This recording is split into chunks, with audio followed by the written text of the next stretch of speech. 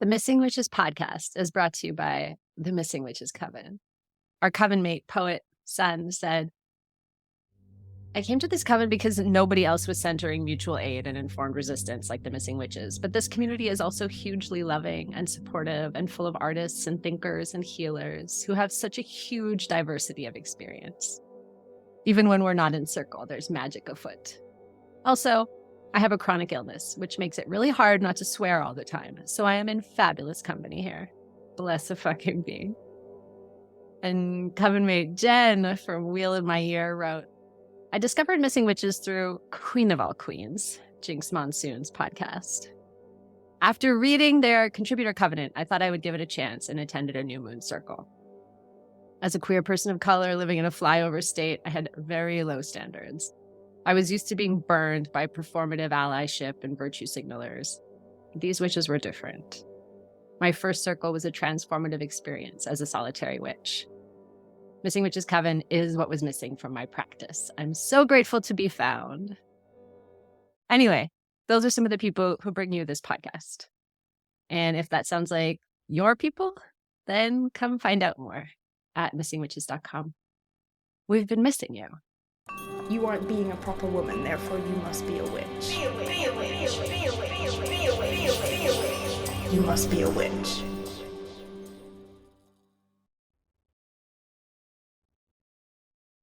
This season, every story I started spilled out to become double, then multiple. As always happens when we go looking for witches we've been missing, one led to more.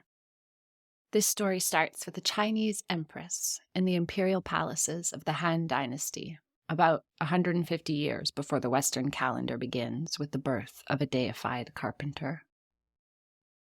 I have to start by admitting how awkward I feel writing about ancient China. I'm a graying white lady on unceded Anishinaabe territory out here in so-called Quebec, so far out in space and time from these stories. At Missing Witches, we prioritize telling stories from the global majority. Our goal was always at least 50% not white, because we're looking for what we've been missing. We're trying to learn. That's the whole point. And it's an incredible jaw-dropping joy and pleasure, and it also means we are often out of our comfort zones and likely to make dumb mistakes. As we've said from the beginning, our hope is to dig our hands in, learn as we go, and hopefully just not fuck it up too much. I enter these stories the way I entered China, actually, wandering in the dark, looking for connections. A friend said he was booking his flight to play in an indie music festival in Shanghai and Beijing. Flights were cheap, so I should get one too and come and sing along or something. And I bought a ticket. I was at a place in my life where I could do that, and I felt fearless, and I did it. But when the time came, my friend couldn't go. His parents were sick, and he was needed at home.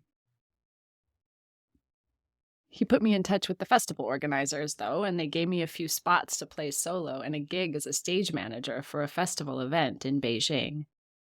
I wish I could say I was super useful to them, but I'm not totally sure, to be honest. I got lost and overwhelmed on more than one occasion. But I loved wandering those streets and meeting the people I met there.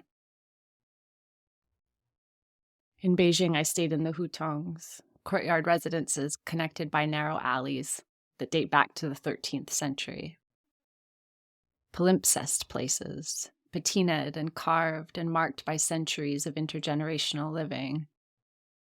Warm red stone and cool gray granite. I found myself in a room on a courtyard shared with the host family. Stairs brought us up to the rooftops. The city had a hazy glow, and we could not see the stars. The first night there, I walked out alone in the evening. Wandering through dim alleys, folks playing games, bikes and scooters buzzing gently past, laundry drying, ancient walls and secret-looking doorways opening into temples and microbreweries, trees blowing in the wind over the walls. I found the venue I'd be playing at days later, and I went in, and a tree grew up through the middle of the bar. And in the inner room, a group of people, locals, tourists, immigrants, sat and sang Appalachian folk songs together on the stage. I watched a while and then joined in. Later, we'd sing together on my rooftop.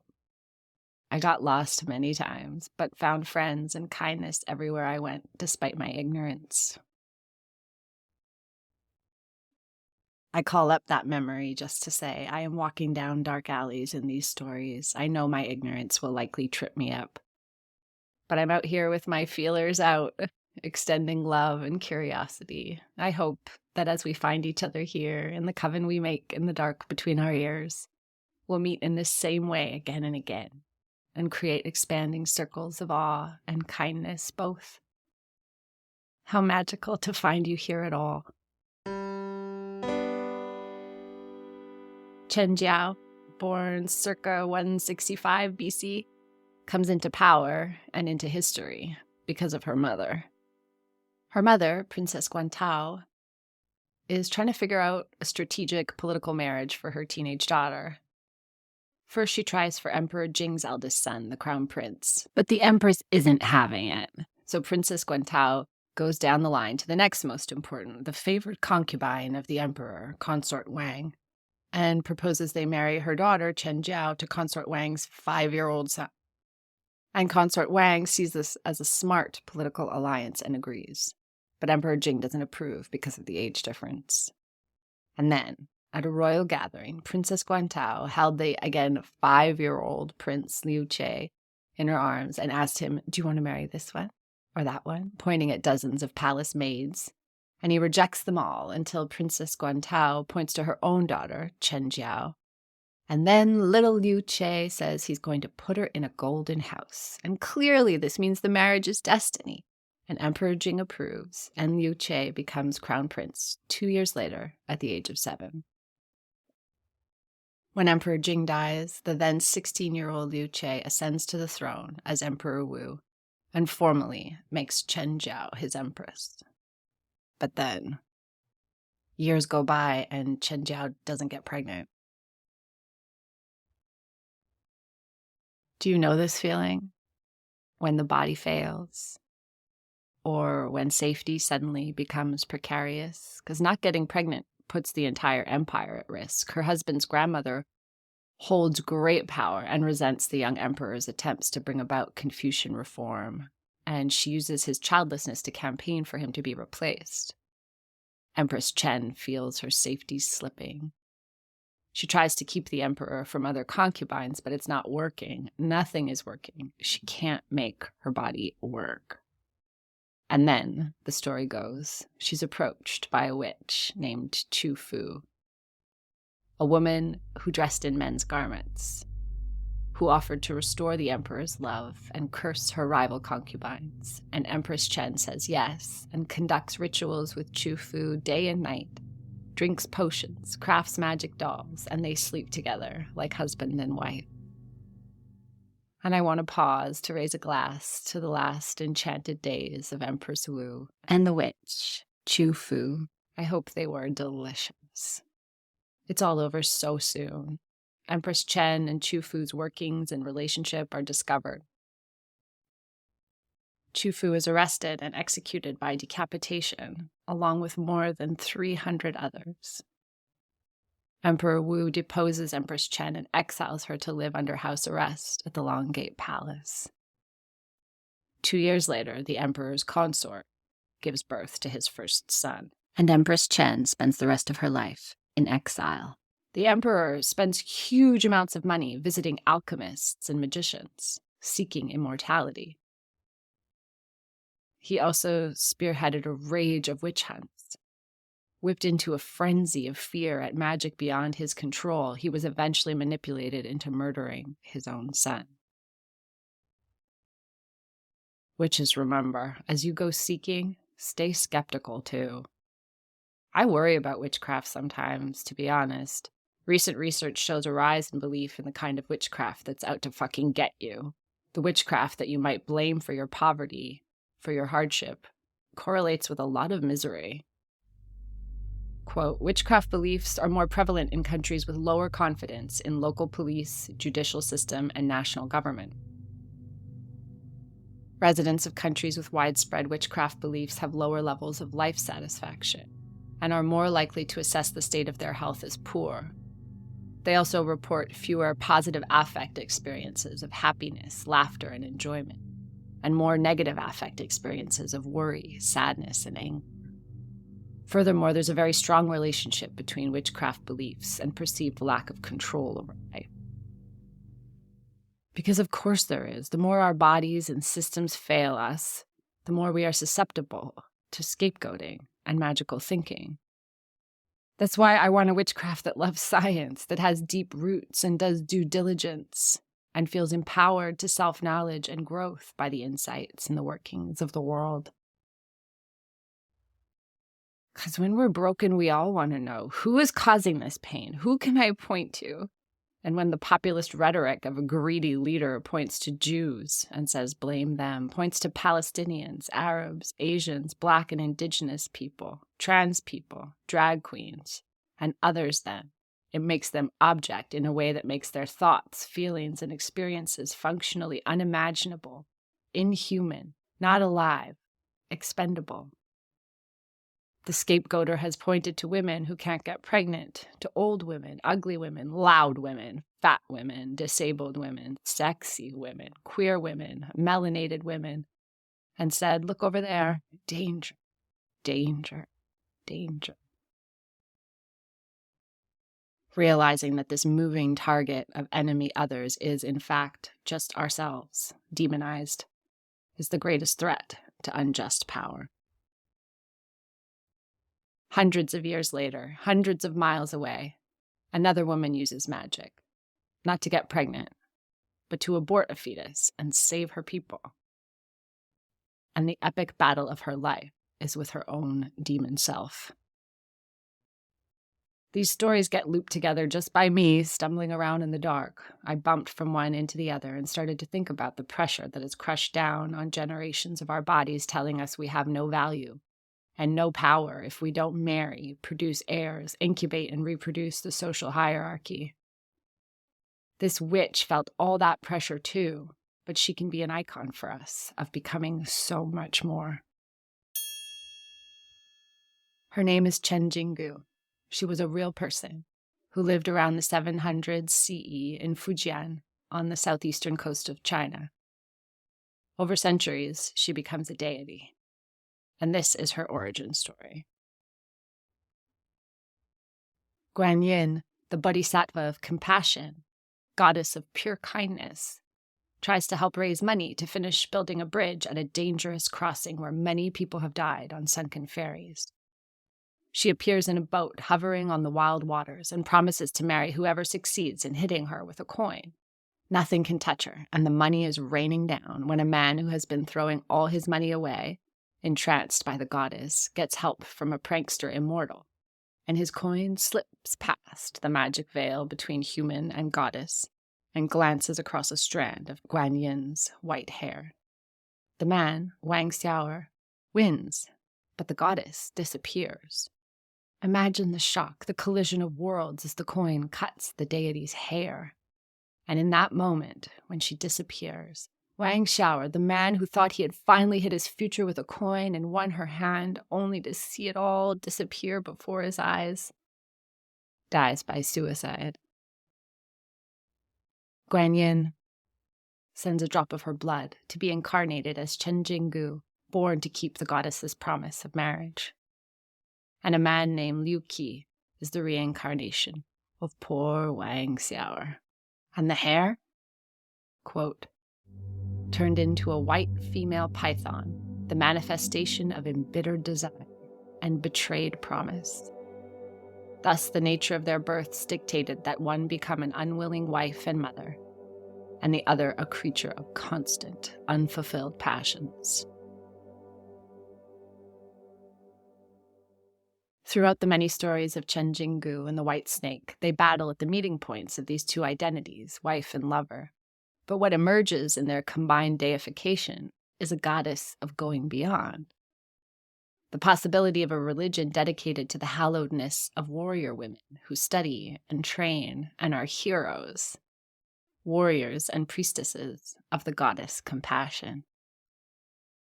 Dr. Mayfair Yang writes that Chen Jinggu, quote, started out as a historical person born in Xiadu village outside Fuzhou, Fujian province, in the Tang dynasty.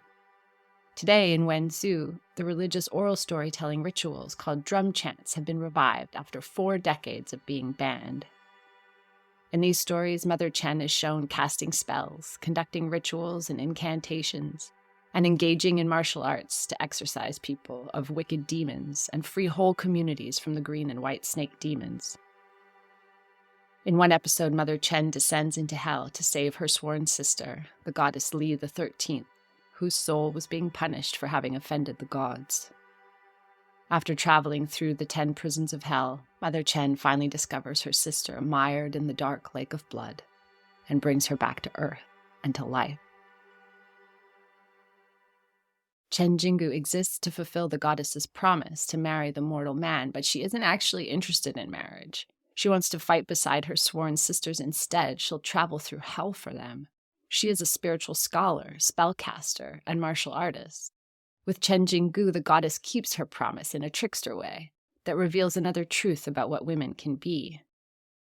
You can try to ban that truth, but the drums won't stay quiet for long.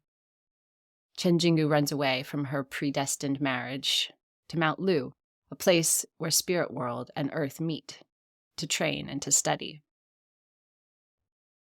After 3 years there, she finds out her parents have been tormented this whole time for trying to keep her from her spirit calling.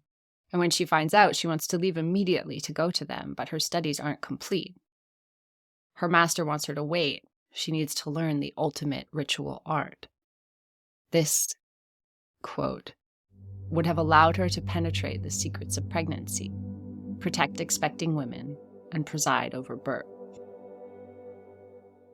As she departs, her master warns her that she will get pregnant at the age of 24, and she won't be able to do the ritual to protect herself. But she has to go anyway.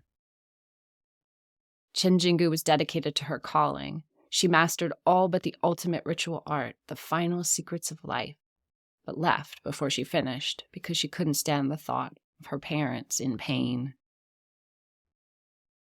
After returning home and healing her parents with her own flesh, she devotes herself to exorcising the country of demons. And as she travels and works, she gathers her community of sworn sisters. That includes women who helped her, and also demons she conquered and won over. Because witches, this is a story about demons, about how we make them, demonizing others, repressing and demonizing parts of ourselves. And it's about how we integrate them too. Chen Jinggu's family, Liu Qi, and his family all still believe they are cosmically destined to be married. So when the white snake kidnaps Liu Qi and appears to him as a woman and tries to seduce him, he says, "No, I'm engaged." The white snake tries to kill him, but she can't because they are karmically bound to each other, and so she just ends up torturing them both. Chen Jinggu comes to the rescue with, quote, the help of the shamanic arts she learned at Mount Lu. And after healing Liu Qi with herbal potions and restoring him with the help of talismans, she finally had to consent to be married. Chen Jinggu is caught. She has a warrior priestess calling, but she has to get married instead. Then the white snake kidnaps the Empress, takes her form, and consumes her 36 royal consorts, and demands the heart of Chen Jinggu. Chen Jinggu slices the snake in 3 on the royal bed and imprisons the pieces because the demon can't die yet. Then, quote, using talismans and a ritual of salvation through refinement or transmutation, Chen Jinggu revived the 36 consorts from the pile of their bones. They could only stay alive through her constant magical work. She taught them, quote, the ritual arts of Mount Lu, and they became her loyal followers.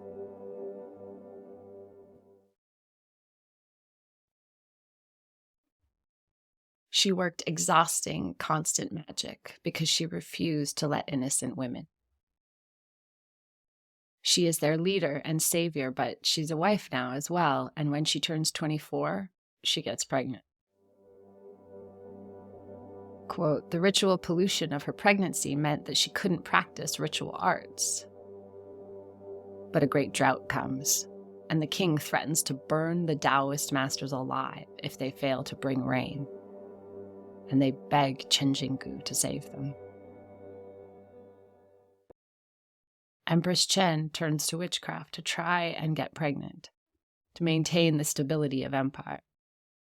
Chen Jinggu sacrifices her unborn child and ultimately herself, using ritual magic to end the drought and save the people who came to her in need.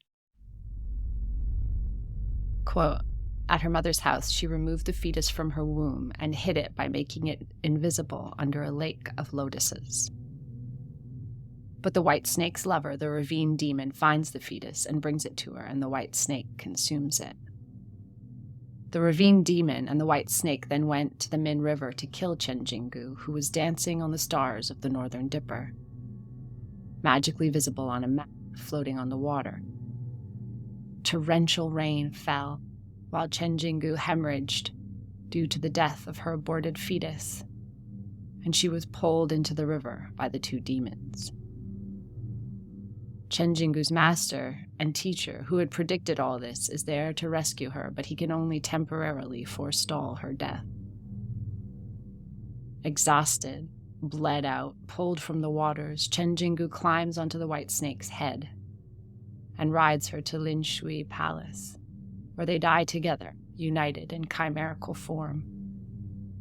Her temple is established at Lin Shui, on the site of the white snake's grotto, where previously the demon had demanded an annual offering of children.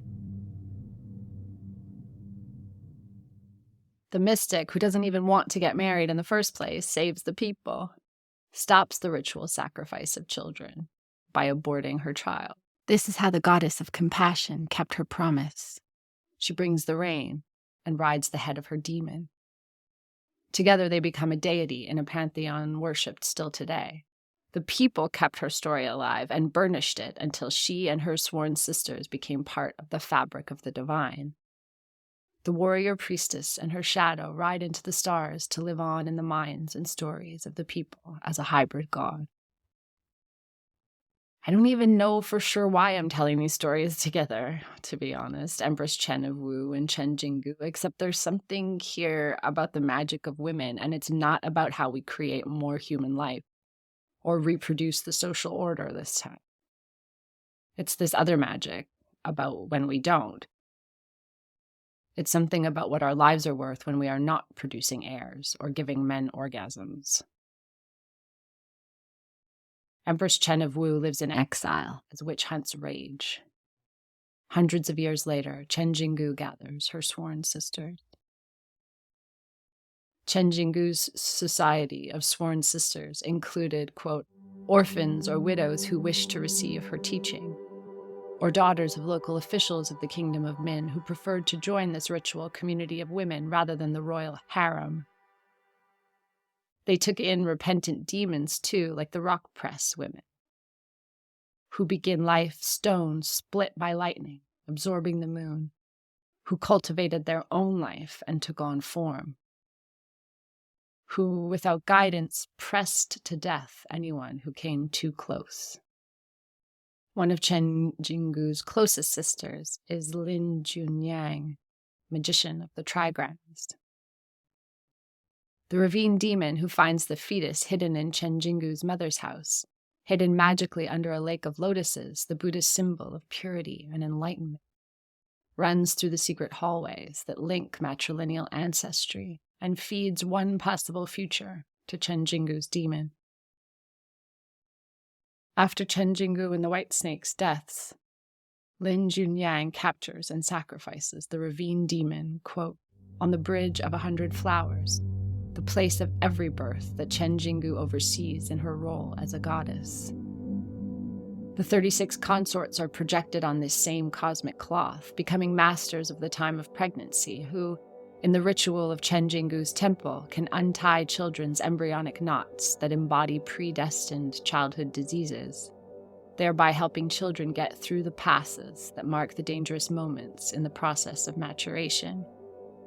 These consorts also correspond to the 36 stars that surround the Big Dipper and are responsible for activating the cosmic matrix. They untie the knots and activate new futures. And I see them in a constellation of ancient feminist magic that whispers the inconvenient truth, that often our demons are also us. Chen Jinggu used magic to fight for the marginalized and the violated, and she becomes a goddess. And so I claim her for the missing witches pantheon.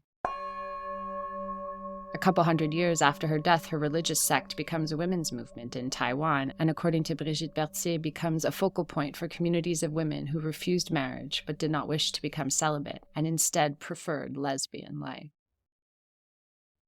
How many witch stories are fundamentally just about women who didn't want to have sex with men?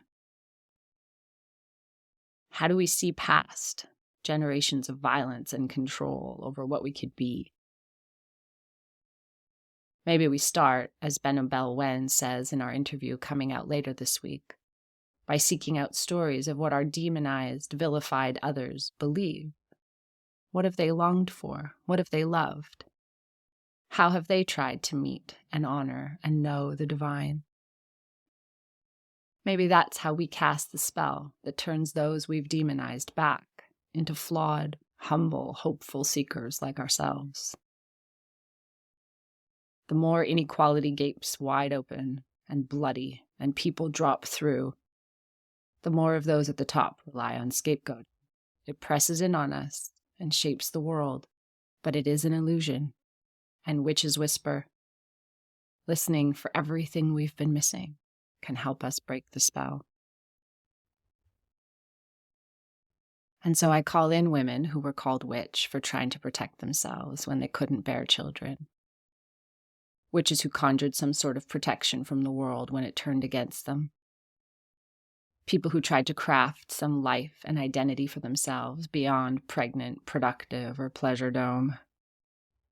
I call in all those who made the best choices they could, who danced with their demons, who tried to protect themselves and the ones they love and the world, who, even if they failed, deserved to be taken up by the people they loved and recognized as part of their great cloth of the divine.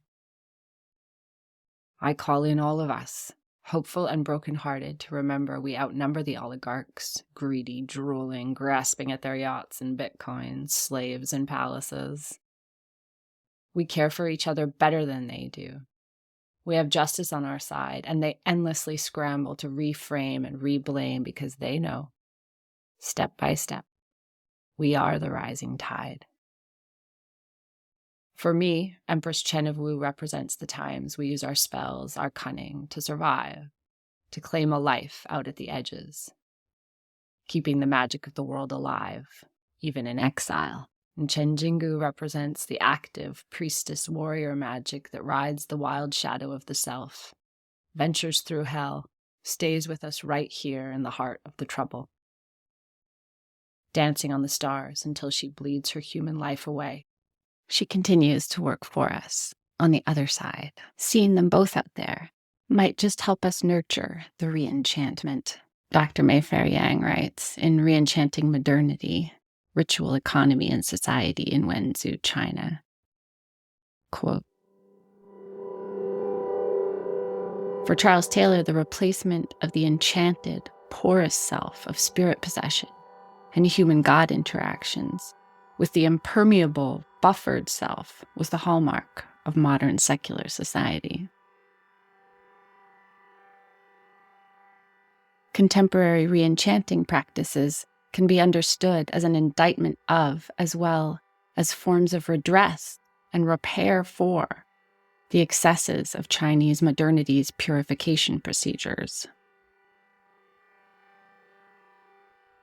In ancient China, two Taoist religious movements emerged in the waning years of the Han Dynasty. Ancient religious lines of flight that elude or retreat from the arborescent state order in the Chinese cultural zone.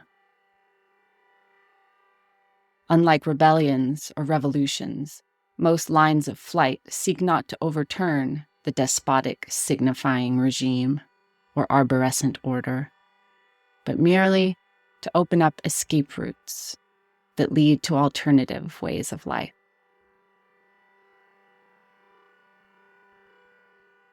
it would seem that revolutions or rebellions tend to reproduce or strengthen and expand the state. Thus, ironically, lines of flight, in the form of modest shifts, such as the repetition of actual actions in the longue durée, seem to have more promise for making a real difference than sudden totalizing transformations like revolutions. It is the dark time of year here, in a very dark year. And maybe, beloved coven mate, here in the dark where we meet between our ears, maybe you can see these people too. Maybe they look familiar to you. Maybe it's something in the way they survived. As warriors, priestesses, seekers and skeptics, lovers and friends, dancing on the stars, dreaming of you. A community of sworn sisters, stretching across thousands of years. Lines of flight toward a better tomorrow. Oh, so mote it be. You must be a witch. The Missing Witches podcast is created by Risa Dickens and Amy Torok, with insight and support from the Coven. Amy and Risa are the co-authors of Missing Witches, Reclaiming True Histories of Feminist Magic and of New Moon Magic, 13 anti-capitalist tools for resistance and reenchantment. Available now wherever you get your books or audiobooks. Find out more at missingwitches.com.